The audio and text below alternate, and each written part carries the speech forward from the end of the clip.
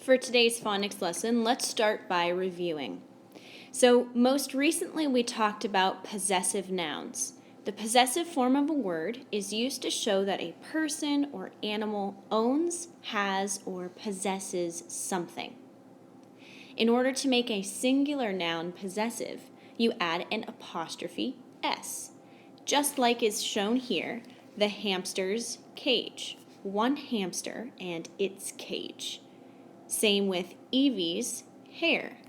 Evie has that hair, the hamster has that cage. Both hamster and Evie are singular nouns. To take it a step further, it is still true that to make a singular noun possessive, you add an apostrophe S. But when you have a plural noun and it ends in S, to make it possessive, you usually add S apostrophe, like is shown here. So it's the opposite of what you would see in a singular possessive noun. So here are some examples.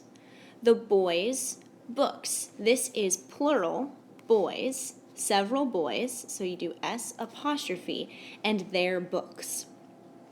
This is the dogs' houses. This is dogs, plural, more than one dog, and their houses. The next one is the baby's toys. This isn't just one baby, this is several babies and their toys. In all of these examples, when the plural noun ends with an S, you add an apostrophe to the end of the word. Now let's try it. I'm looking at page 130, and I'm going to do numbers 1 and numbers 2 together, so follow along with me. Here's what I'd like you to write on the line.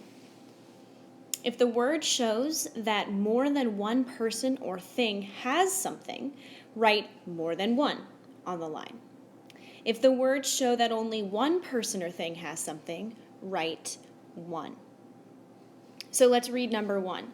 The lumberjack's coat.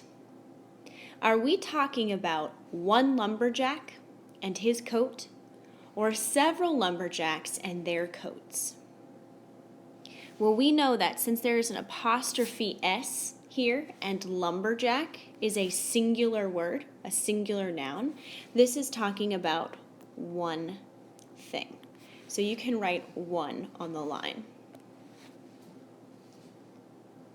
For number 2, it says the chef's convention. Now, it's not totally clear if it's talking about more than one chef's convention or one chef's convention, except for this hint. It is S apostrophe. Chefs is plural with an S at the end, and there's an apostrophe, which means here we are talking about more than one chef, and it's plural. That's what I want you to do to complete page 130. Try it out.